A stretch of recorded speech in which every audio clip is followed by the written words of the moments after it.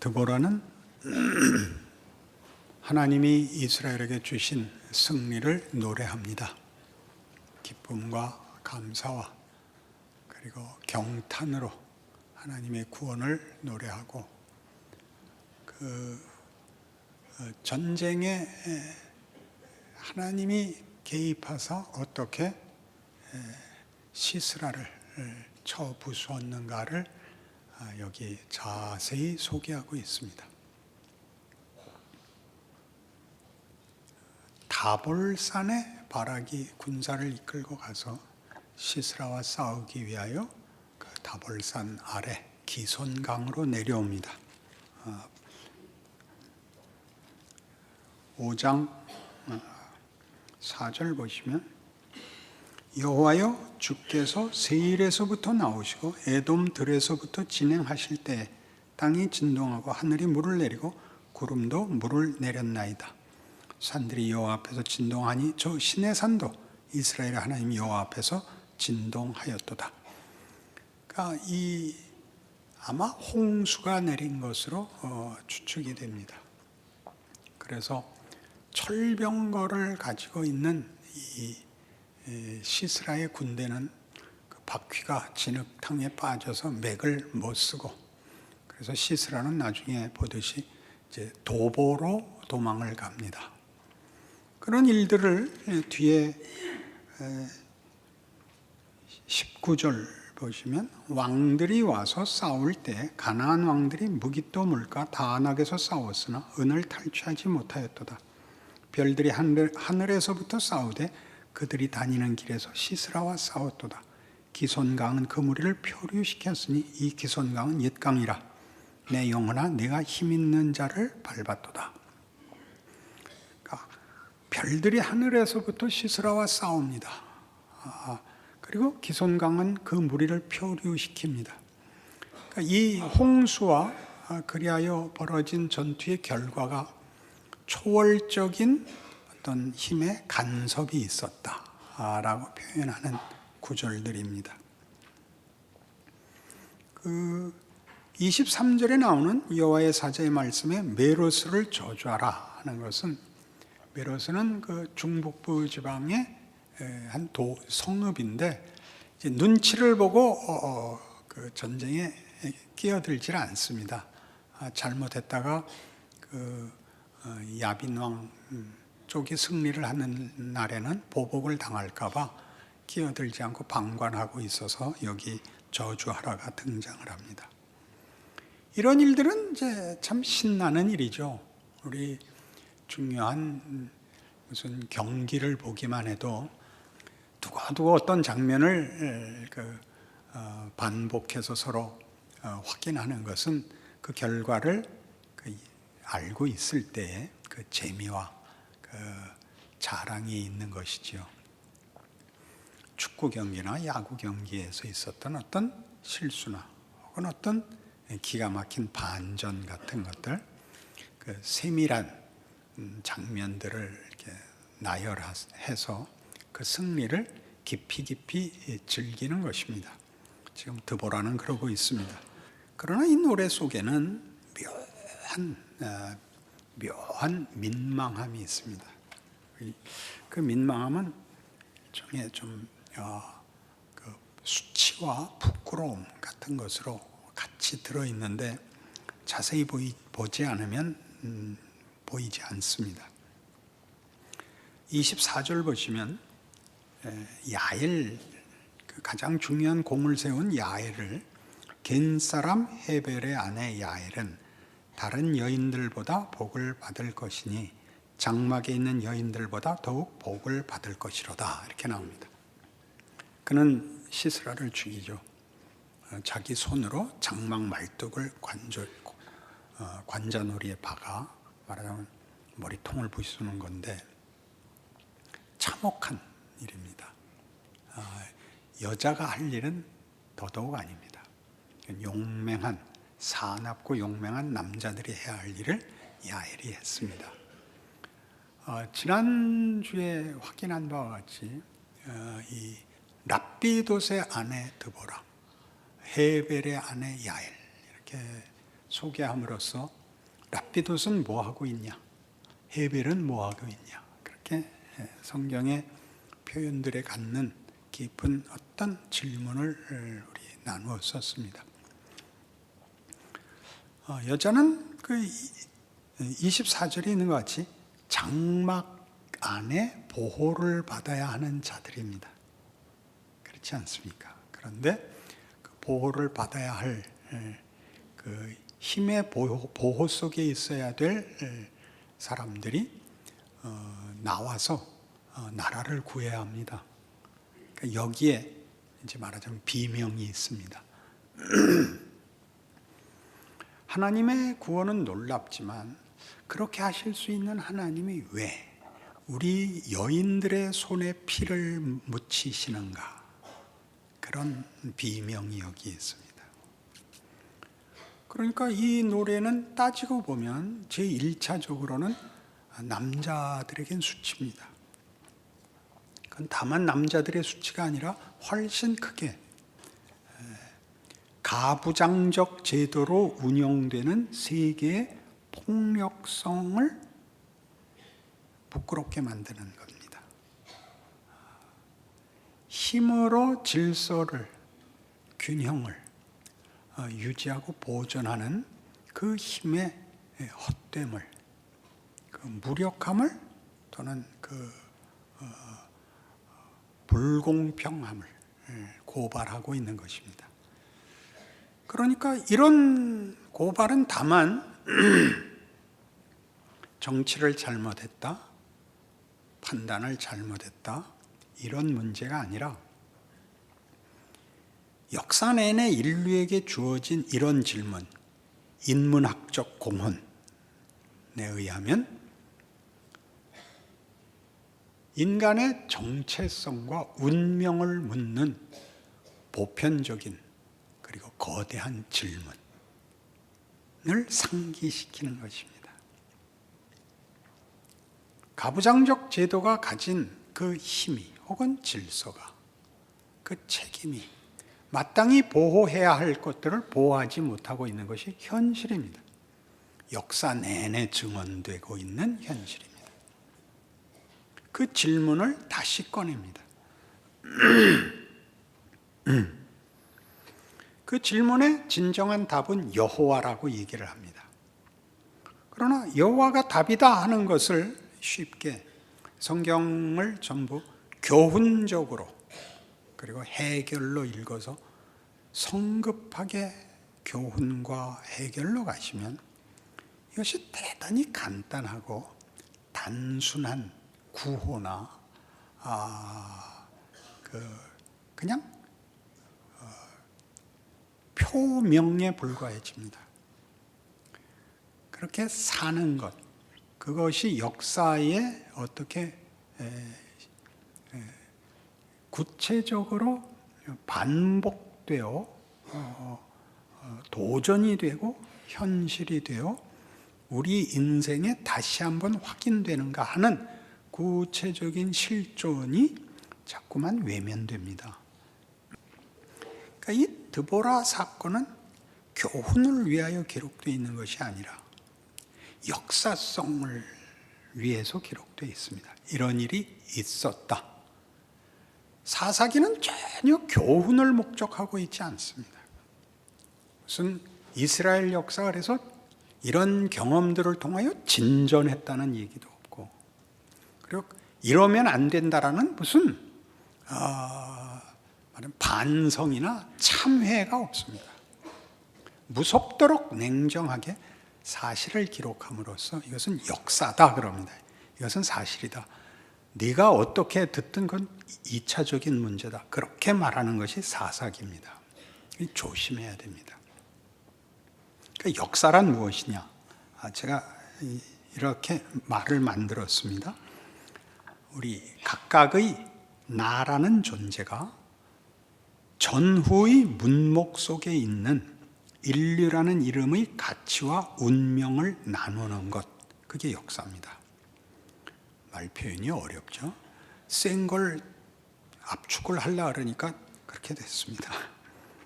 내가 그 운명 속에 있고 내가 그 운명의 부분을 책임집니다. 못 알아들어도 괜찮습니다. 여러분 이제 끝에 가면 무슨 말인지 알게끔 됩니다. 그러니까 역사라는 것은 교훈을 얻어내는 것보다 더 중요하게 하나님이 우리에게 무엇을 경험시키고 확인시킵니다. 인류 보편적 질문과 그 답을 구체적으로 경험케 하는 것입니다. 그러니까 역사는 개념과 정의를 만듭니다. 개념과 정의가 어렵죠. 단어를 만듭니다. 단어. 그러니까 우리가 6.25를 겪고 나서야 국력이 필요하다는 걸 압니다. 그리고 국력은 국방력인데 국방력은 경제력을 필요로 한다는 걸 알게 됐습니다. 그러니까 박정희 정권은 이게 평생 어느 나라에 붙어서 자기 나라 운명을 안전을 보장받을 수는 없다는 걸 안 사람입니다. 그러니까 경제를 발전시켜서 국력을 키우지 않으면 안 된다에 매달린 사람이죠. 그러니까 뒤에 와서 박 대통령 이렇게 부르는 사람과 박정희 이러는 사람 둘로 나뉘는데 그건 그 다음 얘기입니다. 그건 그 다음 얘기고 그때는 굶어 죽는 걸 면해야 되고 국력을 가져서 얕보이지 않아야 된다는 시절이었습니다. 역사입니다. 그래서 뭘 만들었다고요? 개념과 정의, 단어를 만듭니다. 그래야 그 다음 단어가 나옵니다. 그러니 인생은 그것을 현실로 경험하는 것입니다. 역사에 만들어진 그 시대의 사건들로, 시간으로, 그때 경험한 일들로 인하여 개념이 생기고 단어가 생겨서 후손들에게는 그 단어 때문에 자기 전 시대의 역사적 유산을 정리를 하여 자기네 시대를 덧붙일 수 있게 됩니다. 그것이 없으면 잊혀진 역사, 연속성이 끊긴 역사가 되는 것입니다. 그러니까 이런 차원에서 역사를 이렇게 말한 김수영 시인이 있는데 거대한 뿌리라는 그의 시에 1964년에 쓴 시에 이런 것이 있습니다. 나는 버드 비숍과 연애하는 중이다.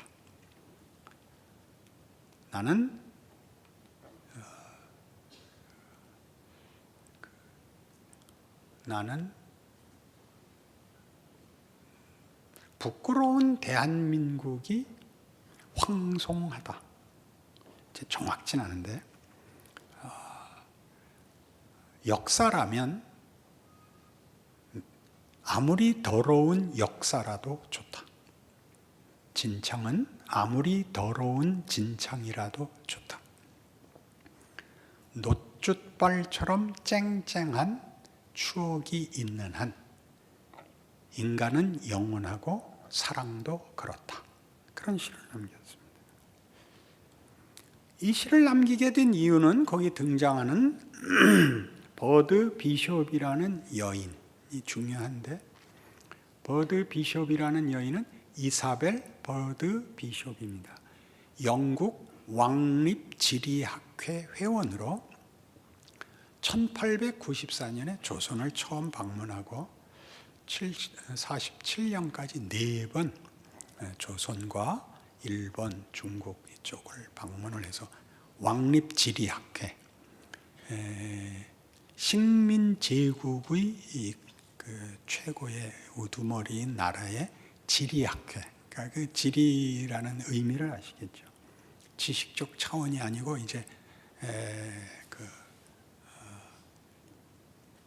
침략하고 이제 탈취하려는 목적으로 세워진 것이지요. 그 여인이 그리고 이제 이 아시아, 극동아시아를 다녀온 것을 책을 내는 부분에서 조선은 언급을 하려고만 해도 무섭다, 겁이 난다, 그러니까 구역질이 난다, 이런 표현을 쓴 걸 이제 만납니다.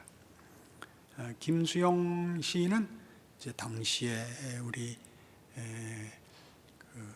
일제 강점기와 6.25를 겪고 나서 서구의 세력 앞에서 이제 다들 진보주의자가 됩니다. 당연히 그때 진보라는 것은 이념 싸움이 아니라 이제 무지몽매한 나라를 빨리 깨우쳐서 선진화해서 열강의 꼬리에 가서 붙어야 되는, 그래서 더 이상 피해를 보지 않는 나라가 되자는 일이었고, 그러니까 모든 지식인은 다 진보였습니다. 지금은 훨씬 정치성이 강한 것이었고 당시는 현실이었습니다. 그러니까 이제 그 고명섭 씨 쓴 지식의 발견이라는 책에 고명섭 씨는 이 문제를 이제 언급을 하면서 제국주의의 압도적 시선 아래서 자기 정체성을, 역사를 부정할 수도 없고 그 역사를 통째로 긍정할 수도 없는 딜레마를 아는 김수영, 이렇게 풉니다. 기가 막히죠? 근데 어떻게 하기로 했어요? 부정하기로 했습니까? 긍정하기로 했습니까? 긍정하기로 하죠. 왜요? 선택의 문제가 아니거든요. 눈을 쌍꺼풀 수술을 하고 머리를 노랗게 물들여도 한국 사람인 겁니다. 여기 기가 막힌 역사 이해가 있어야 됩니다. 역사에서 중심부에 서는 것과 주변부에 서는 것을 우리가 정하지 않습니다. 여러분이 아무리 서구인들보다 더 문명화되고 또 전문적인 지식을 가져도 서구인이 되지 않습니다. 그건 하나님이 보내신 정체성을 벗어날 수가 없습니다. 한국인 치고는 잘났어, 이렇게 말은 들어도 그건 늘 쫓아다니는 것입니다. 이 이해가 없으면 하나님이 일하시는 방법을 하나도 모르게 됩니다. 역사를 알아야 오늘을 살 수 있고 오늘의 책임을 질 수 있습니다. 인문학이 밝힌 것처럼 우리 사사기를 하면서 확인한 대로 인문학은 역사와 문학과 철학에서 인류가 결국 이 질문 앞에 섰다는 걸 발견했다고 했습니다. 정체성과 운명을 묻는데 그 답을 낼 수는 없다는 걸 알아서 인문학이 내린 텍스트는 뭐라 그랬습니까? 공포다 그랬습니다. 공포입니다. 그 공포는 어떻게 나온 거냐 하면 나라는 존재를 만들기 위해서도 아니고 존재를 유지하기 위해서도가 아니라 우리라는 존재의 가치를 우리의 능력으로 만들 수 없는 것을 우리가 소원하고 있다는 공포입니다. 우리 많이 하는 기도가 뭐죠? 요만큼 만족하고 살 마음을 주십시오입니다. 그렇죠? 하나님 앞에도 더 많은 것 요구 안 하고 요만큼만 도와주시고 저도 요만큼에서 자족하겠습니다. 그게 안 되는 겁니다. 하나님도 타협 안 하시고 우리도 그것이 포기가 되질 않습니다. 역사가 반복적으로 우리에게 하는 얘기는 넌 뭐냐? 왜 사냐? 이 이야기입니다. 잘 살 때나 못 살 때나 중심부에 있었을 때나 주변부에 있었을 때나 인간은 결국 그 질문에서 벗어날 수가 없습니다. 역사 속에 우리는 과거의 역사의 산물을 살고 오늘이라는 게 어제의 산물이고 오늘 내가 살고 이것이 내 후손들에게 내일을 만든 원인이 될 텐데 그 모든 것 속에 반복되는 질문은 언제나 이거더라 이겁니다. 왜 사는데? 어떻게 살 건데? 무엇을 위해서? 이 질문 앞에 언제나 반복적으로 서더라. 역사입니다. 그니 드보라의 이게 무슨 심각하고 이렇게 막 이렇게 세뇌를 하는 내용이 아니다, 그런 뜻입니다.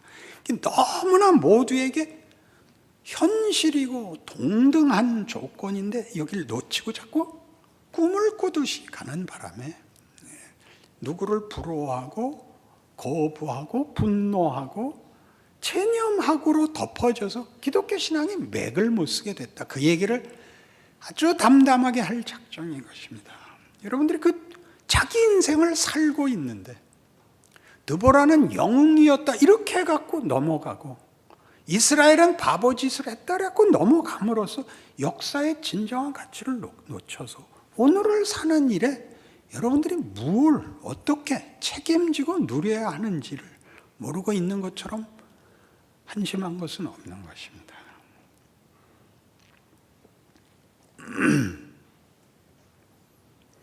그 드보라가 지금 직면한 사건이 뭐냐 하면 우리 본문에서 나오는 것 같이 이제 시스라의 어머니가 야, 왜 아들이 늦냐? 왜 그의 병고가 보이지 않냐? 그러니까 시녀들이 답합니다. 스스로도 그렇게 자기를 위로합니다. 이겼으면 노량물을 얻어서 즐기고 있지 않겠느냐? 채색 옷을 빼앗아서 처녀들에게 입혀가지고 놀이개들을 희롱하고 있지 않았겠느냐? 이런 말은 왜 여기 등장하죠? 그런 일이 늘 있는 일이죠. 거기서 벗어날 힘이 없죠. 하나님이 구원하셨죠. 그런 놀이개의 운명을 벗어나게 해준 건 하나님인데 그 일은 늘 봐왔던 현실에서 반복되는 비극입니다. 그래서 하나님이 구원을 하십니다. 놀이개의 자리에서 여인들을 구하고 어린이를 구해야 되는 것은 가부장적 제도의 세상에서 힘과 책임을 가진 남자들의 몫인데 남자가 못하고 세상이 못합니다. 하나님만이 하시는데 그때 하나님이 이 일을 원래 우리가 기대했던 세상에서의 힘의 논리, 책임의 지위에다가 시키지 않고 거꾸로 다른 이들, 거기에 피보호자가 보호자로 나타나는 반전의 모습을 그림으로써 그 승리가 극적인 것이 아니라 우리가 갖고 있는 세상에서의 우리가 보는 현실이 잘못됐다는 걸 보입니다. 하나님의 통치와 다른 운명 속에, 정황 속에 있다는 것을 드러내 줍니다.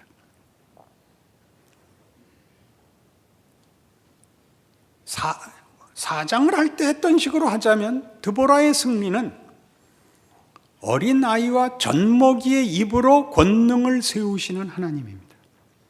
5장에 와서는 그게 어린아이와 젖먹이에서 여인으로 나가고 좀 더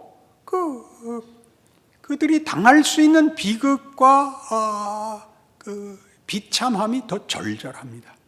그러니까 드보라의 노래는 하나님의 구원의 크기에 대한 경탄이면서 동시에 비명이 됩니다. 왜 그걸 여인에게 시킵니까?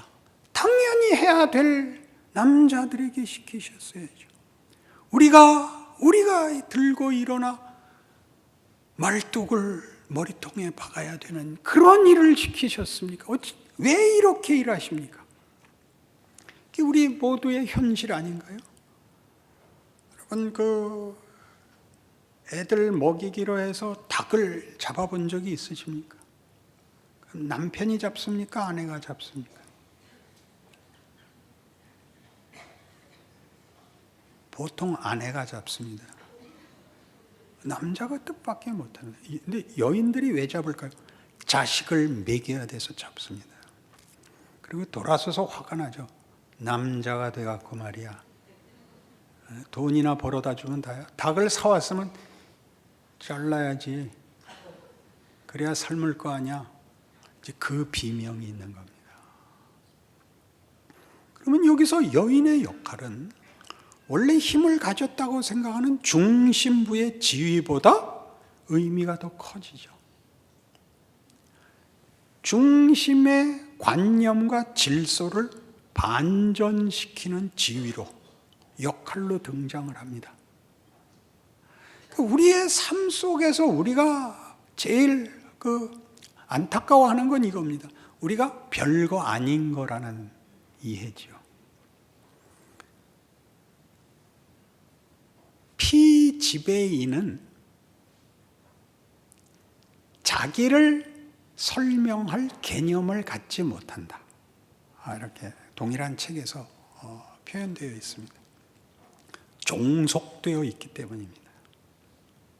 권력을 가진 이들의 종속되어 있기 때문에 그는 자기 설명을 할 개념을 가질 권리가 없습니다. 그리고 설명되거나 그 사회, 그 조직, 그 체제 속에서는 고유한 가치의 명칭을 가지지 못합니다. 주변인입니다. 그런데 묘하게도 주변인만이 중심부의 관념을 혁신시킨답니다. 왜 그럴까요? 중심부에 들어가 있으면 관료화됩니다.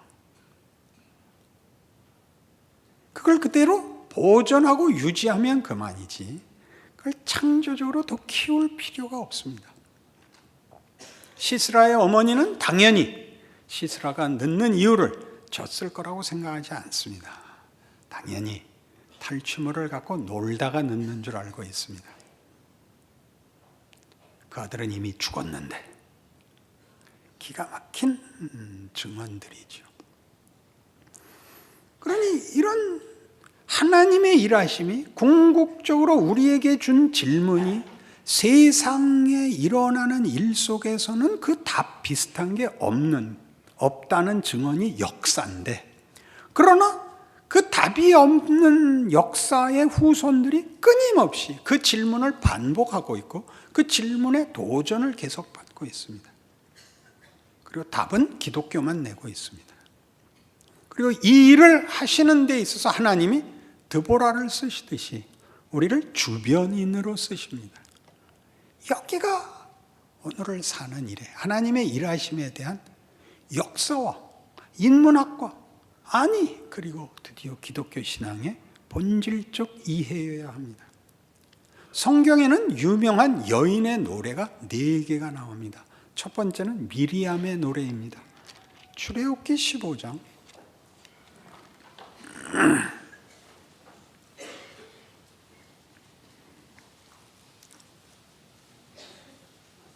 출애굽기 15장에서 1절부터는 모세와 이스라엘 자손이 이제 홍해를 건너고 애굽 군대의 멸망을 보면서 하나님 앞에 구원을 노래하는 장면이 나오고, 19절 이하에 미리암의 노래가 뒤를 잇습니다. 바로의 말과 병거와 마병이 함께 바다에 들어가며 여호와께서 바닷물을 그들 위에 되돌려 흐르게 하셨으나 이스라엘 자손은 바다 가운데서 마른 땅으로 지나간지라. 아론의 누이 선지자 미리암이 손에 소고를 잡으며 모든 여인도 그를 따라 나오며 소고를 잡고 춤추니 미리암이 그들에게 화답하여 이르되 너희는 여호와를 찬송하라. 그는 높고 영화로우시며 말과 그 탄 자를 바다에 던지셨음이로다.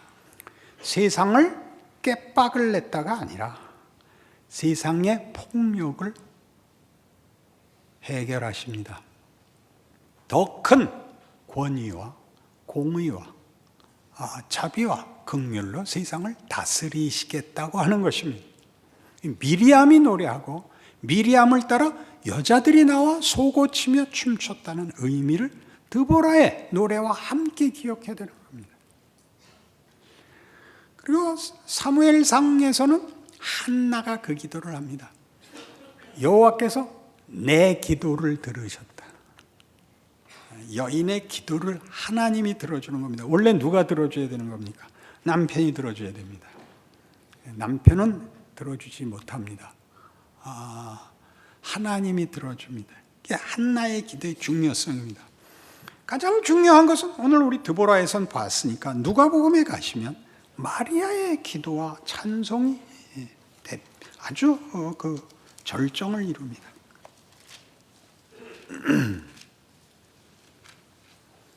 누가복음 1장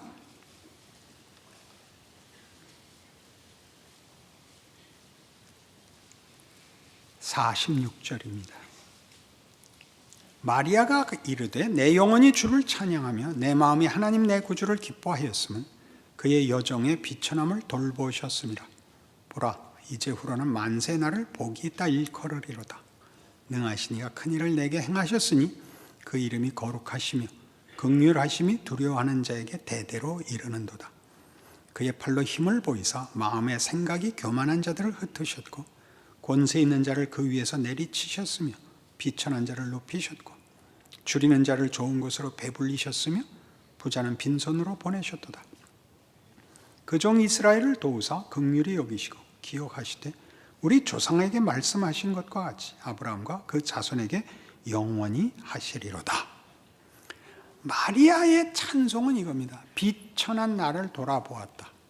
비천한 나를 돌아보았던데 그의 돌보심은 그를 말하자면 고난에서 억울함에서 구원하는 게 아니라 마리아로 하여금 메시아를 낳게 하는 것입니다. 누구를 낳는다는 것은 여자가 애를 낳았다면 여러분 그게 뭐 중요한가 그러겠는데 우리 예전에는 이렇게 썼죠. 박정희 대통령이 한강의 기적을 낳았다. 그렇게 표현했습니다. 그렇죠. 낳았다는 표현을 아시겠죠. 마리아가 인류를 구원하는 구원자를 낳았다. 아니, 더 극적으로 마리아가 구원을 낳았다. 그럼 여러분 믿어지십니까? 그는 처녀고. 처녀라는 것은 홀로 애를 낳을 수 없는 그리고 아무 힘을 갖고 있지 않는 물리적 힘이 없는 존재입니다. 그가 구원을 낳습니다. 그게 무슨 말인지 아시겠습니까? 여러분이 스스로 평가하기를 아무것도 아니라고 여기는 여러분의 지금 조건, 지금 현실이 구원을 낳고 영광을 낳고 기적을 낳는다고 성경은 얘기하는데 우리는 계속 아니라 그러는 것입니다. 뭘 주면 여러분이 이해를 하시겠습니까? 여러분이 어떤 조건들을 더 가짐으로써 그 결과물을 만들면 틀림없이 공부 잘했더니 복이 왔다 그럴 거 아닙니까?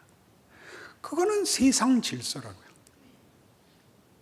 경쟁에서 이겨야 얻는 것, 그는 이미 철저하게 십계명에서 깨집니다. 여호와만을 섬겨서 네 이웃의 것을 빼앗아서 채우지 말고 하나님을 섬기라는 것이 하나님이 내 필요를 충분히 채우시니 거짓말하거나 살인하거나 거짓 증거해서 빼앗아서 도둑질해서 내 필요 아니 네 가치를 만들 필요 없다. 이 십계명에 이미 나와 있는 겁니다. 그걸 잘 생각하십시오. 예수 믿는 사람이 대통령이어야 될 필요는 없다고 누누이 하는 얘기가 이겁니다. 예수를 믿는 게 무슨 나쁜 조건이겠어요. 그러나 그렇게 함으로써 우리는 하나님이 일하시는 이 세상이 요구하는 평화, 정의와 비교할 수 없는 나라를 만들겠다고 하나님이 그걸 주겠다고 한 약속들과 내용들에 대하여 우리는 세상의 권력, 세상에서의 자랑 같은 것으로 그게 묘하게 오해됩니다. 그게 오해되는 가장 큰 현상은 내가 더 배웠더라면, 지금보다 나은 존재였다면, 내 남편이 조금만 더 밀어줬으면, 일하는 대로 가면 여러분은 아직도 하나님 나라와 하나님이 일하시는 방법을 개뿔도 모르는 것입니다. 개뿔은 좀 더 신령한 표현이 없을까요? 하나님이 못하실 일은 없습니다. 여기에 기독교의 위대함이 있습니다. 나의 모든 부정적인 조건들이 전부 언제든지 반전을 만들 수 있고 기적을 만들 수 있다고 얘기하는 것입니다. 아니 이럴 수가요가 일어난다고요. 보이게죠. 역사라는 거대한 이 영역에서는 우리가 한 것이 그 밖에 나가서 그랬구나라고 볼 틈이 없습니다. 우리가 그 안에 있으니까요. 밖에 있지 않고 그 안에 있음으로써 구체적으로 내 존재, 내 역할, 내 인생은 귀한 것이 됩니다. 그 조건에서 하나님의 사람은 어떻게 해야 되는가? 라고 늘 물으십시오. 반복적으로 예수 그리스도의 성육신과 십자가라는 하나님의 방법을 늘 생각하십시오. 그것은 겸손하고 순종하고 충성하고 믿음을 가지고 이런 말들로 이렇게 추상화시키지 마시고 하나님이 이미 친히 구체적인 길을 걸어 정황 속에서 부분이 되어 전체를 구원하는 일을 시행하셨다. 그렇게 자기 인생을 유일한 인생으로 이해하셔야 됩니다. 예수의 죽음을 아무도 그가 왜 죽었는지 이해하지 못하는 죽음을 죽으십니다.